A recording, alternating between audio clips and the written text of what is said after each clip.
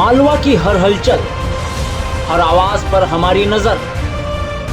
जहां खबर होती है सच्ची और सच होता है दबंग, हम हैं दबंग मालवा। नीमच मंदसौर की हर खबर हमेशा सच के साथ। नीमच जिले की स्वास्थ्य व्यवस्थाओं में भ्रष्टाचार और कमीशन खोरी के आरोप एक बार फिर सुर्खियों में है। इस बार मामला जिला अस्पताल, प्राइवेट एम्बुलेंस चालकों और शहर के नामी ज्ञानोदय हॉस्पिटल से जुड़ा है, जहां इलाज में आयुष्मान कार्ड होने के बावजूद लाखों रुपए वसूलने और मौत के बाद भी पूरी फीस जमा कराने के बाद ही शव देने का आरोप लगा है। रविवार सुबह जिला अस्पताल में सुधीर पिता मनोहर लाल दमामी उम्र 35 वर्ष निवासी इंदिरा नगर की मौत को लेकर परिजनों ने जमकर धरना प्रदर्शन किया। परिजनों के मुताबिक 2 मार्च को होलिका दहन का कार्यक्रम देखने जाते समय सुधीर को पीछे से सांड ने टक्कर मार दी, जिससे वह गंभीर रूप से घायल हो गया। आसपास के लोग उसे तुरंत जिला अस्पताल लेकर पहुंचे। आरोप है कि जिला अस्पताल में उपचार करने के बजाय कर्मचारियों ने ज्ञानोदय हॉस्पिटल ले जाने की सलाह दी और वार्ड बॉय ने प्राइवेट एम्बुलेंस बुलाकर घायल को वहां रेफर कर दिया।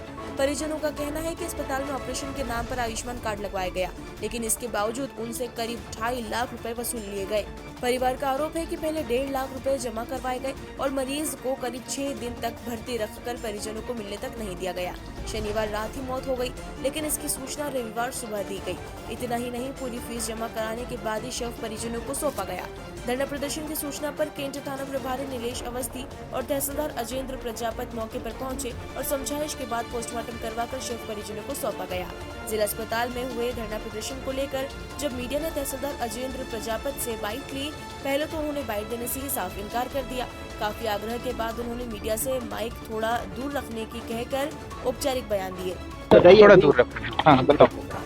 तहसीलदार का रवैया ऐसा था मानो वे जिले के कलेक्टर से कम न हो। धरना प्रदर्शन जैसे संवेदनशील मामले में भी वे स्पष्ट जानकारी देने से बचते नजर आए। पहले उन्होंने कहा कि उन्हें अभी पूरे मामले की जानकारी नहीं है और अब जब तक लिखित आवेदन नहीं आएगा तब तक कोई कार्रवाई या टिप्पणी नहीं की जाएगी। हैरानी की बात ये रही कि जब वे आक्रोशित परिजनों को समझाइश देने मौके पर पहुंचे, तब भी उन्होंने पीड़ित परिवार की मांगों पर गंभीरता से ध्यान नहीं दिया, बल्कि जिम्मेदारी से पल्ला झाड़ते हुए यही कहते रहे कि आवेदन आने के बाद ही मामले को संज्ञान में लिया जाएगा। पूरे घटनाक्रम ने जिला अस्पताल से लेकर निजी अस्पतालों तक के कथित कमीशन खेल पर गंभीर सवाल खड़े कर दिए हैं। अगर आरोप सही है तो ये मामला किसी फिल्मी सीन से कम नहीं, जहां इलाज के नाम पर गरीब परिवार की जेब खाली कर दी गई।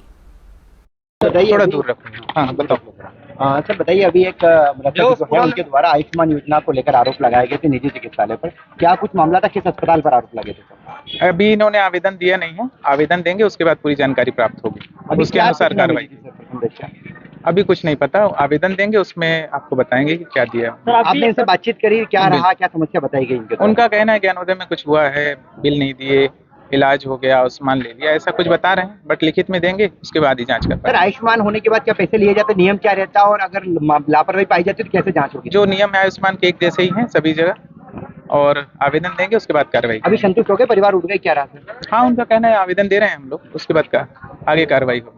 आज विरोध प्रदर्शन इस कारण हो रहा है, 2 तारीख शाम को मेरा भांजा और उसकी पत्नी और उसके 2 बच्चे होली दहन कार्यक्रम देखने गए थे।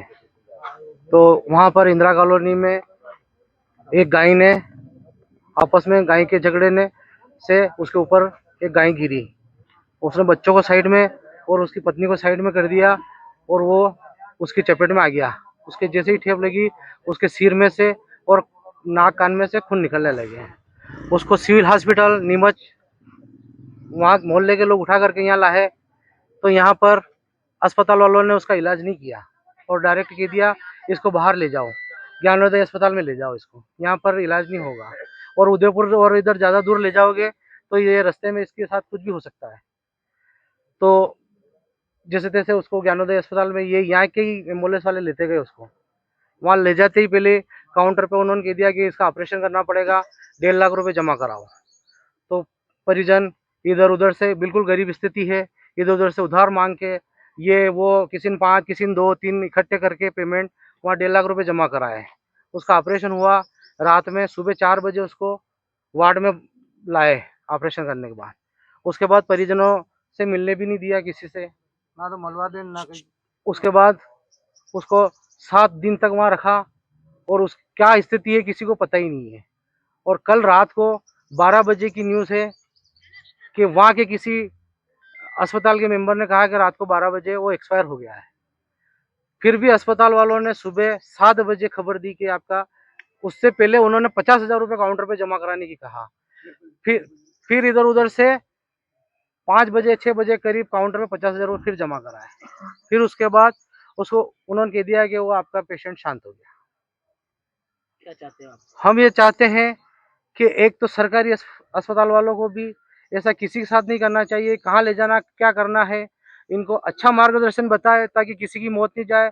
आज ये परिवार का एक लौता कमाने वाला लड़का था, इसके बुजुर्ग माता पिता है, 2 बच्चे हैं, उसकी बीवी है, बिल्कुल जवान लड़का, 34 वर्ष का लड़का वो। उसके घर में कोई ऐसा कमाने वाला नहीं है, वो चला गया। आयुष्मान को लेकर के भी कुछ बात और आयुष्मान कार्ड से सरकार ने बिल्कुल 5 लाख रुपए की इलाज की मुफ्त हर जगह अस्पतालों में लिखा हुआ है। उसके बाद में भी उन्होंने आयुष्मान के होते हुए भी उन्होंने 2 लाख रुपए अस्पताल वालों ने ले लिए। क्या मानना है? सरकारी अस्पताल के कुछ लोग मिले हुए हैं, सरकारी सीधे अस्पताल के प्राइवेट लोग में भी भेजे? मिले हुए हैं और एम्बुलेंस वाले भी उनको डायरेक्ट ज्ञानोदय कैसे लेते गए, उनको डायरेक्ट परिजनों से पूछना था कि आप कहाँ ले जा रहे हो, क्या कर रहे हो। जहाँ पैसा लग रहा है वहाँ ले जाने की क्या जरूरत, बिल्कुल मालूम है उनको स्थिति नहीं है, एम्बुलेंस के पैसे देने की नहीं है, उसके बाद में उसको क्यों लेते गए वहाँ पे। आप क्या चाहते हैं? हम ये चाहते हैं सरकार से, ये हमारा ये निवेदन है, एक तो ये शासन की भी लापरवाही है, गायें लड़ रही हर जगह, कितने ही लोग मर गए इस घटना से है, तो शासन भी इनकी मदद करे, संबल योजना का जो पैसा इनको मिले और जो 3 लाख रुपए 3 साढ़े 3 के करीब जो ज्ञानोदय वाले ने लिए हैं वो इनको वापस दिए जाए। ये मेरी शासन से मांग है। कितने ही गरीबों के साथ में ऐसा धोखा हो रहा है, आगे किसी के साथ ना हो।